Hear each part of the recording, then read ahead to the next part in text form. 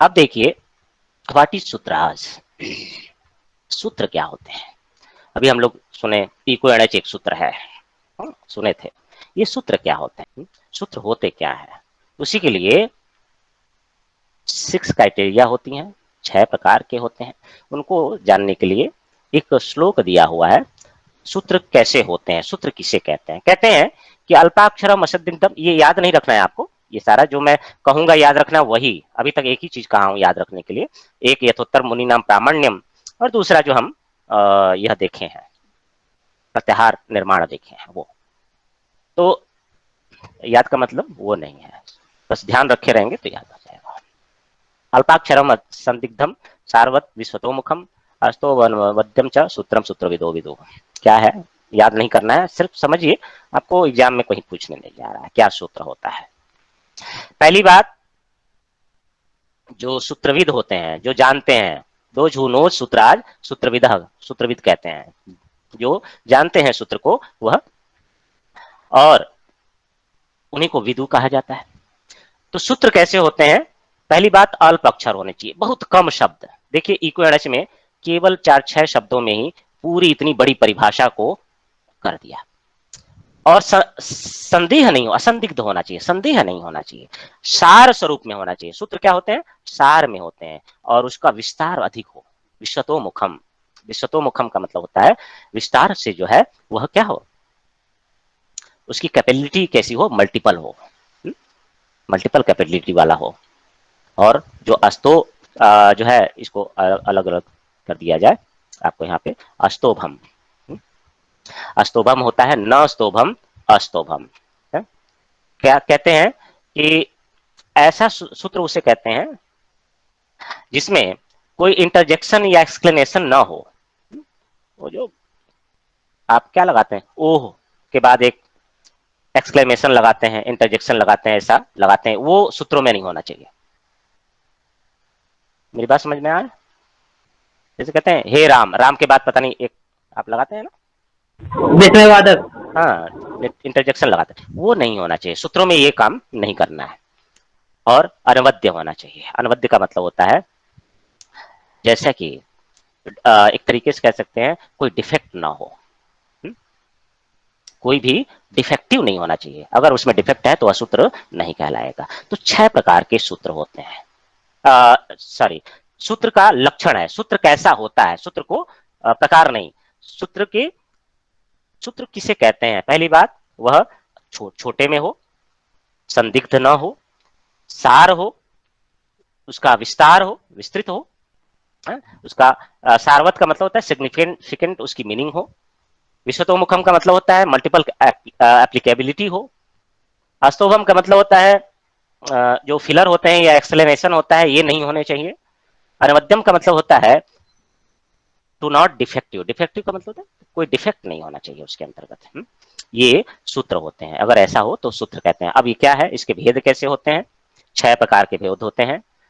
Sir स्तंभ का मतलब समझ में नहीं आया सर। अस्तोभम वेदों में प्रयोग किया जाता है। जो वेदों में आप देखे होंगे बहुत सारे निशान देखते हैं, स्तोभ कहते हैं उसको। वेद में आप जब पढ़ेंगे ना, पढ़ रहे होंगे तो उसमें आपको अलग अलग निशान दिख रहे होंगे, कहीं गुण का निशान, कहीं कुछ का निशान। आप लोग वेद का कोई देखा है, मंत्र देखे हैं, उसमें बहुत सारे निशान है, वो निशान नहीं होने चाहिए। कहने का मतलब ये है। सूत्र 6 प्रकार के होते हैं। सूत्र कैसे होते हैं? सारा चीज व्याकरण की बात हो रही है, सूत्र यानी व्याकरण की बात हो रही है। इसलिए आप देखेंगे सूत्र कैसे कहे जाते हैं, जैसे कि आप देखें जन्म लेने की प्रक्रिया में गुण सूत्र होते हैं, गुण सूत्रों की आवश्यकता होती है। मनुष्यों में कितने होते हैं गुण सूत्र?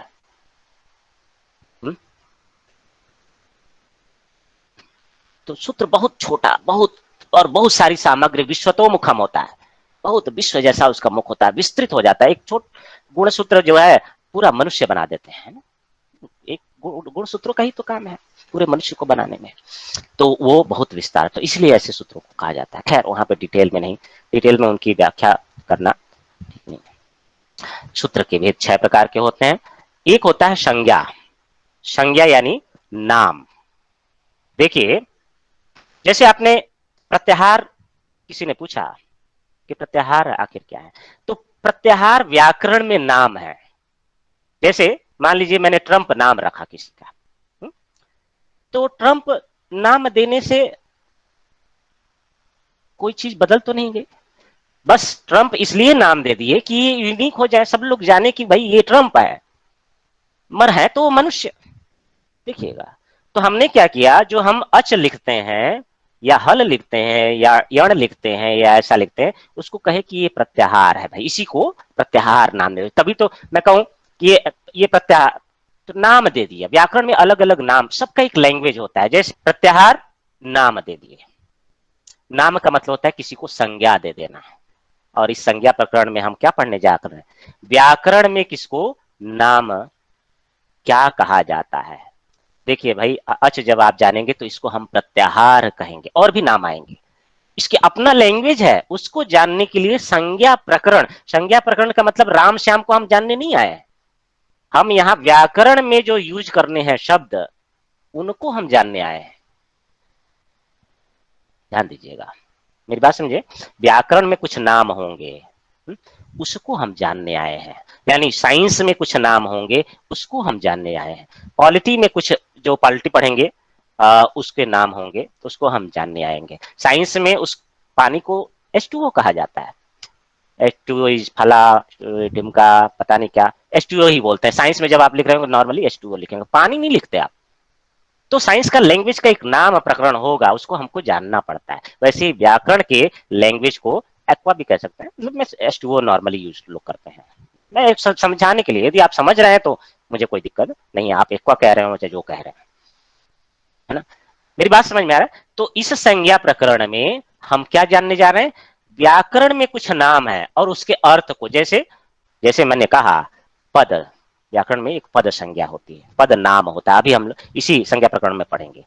तो संज्ञा, इस संज्ञा प्रकरण में पद का मतलब होता है कि सुप और तिंग को पद कहते हैं, यानी कि जो शब्द रूप है और धातु रूप है जहां होंगे उन्हीं पद कहा जाता है। जब व्याकरण में कहीं पद कहा जाएगा, यानी शब्द रूप और धातु रूप की बात की जा रही है। ऐसे सामान्य में देखा जाए तो पद का मतलब पैर होता है, जनपद जहां जन लोग रहते हैं वैसा। मगर व्याकरण में जब आप पद नाम सुनेंगे, इसका मतलब होता है शब्द रूप और धातु रूप।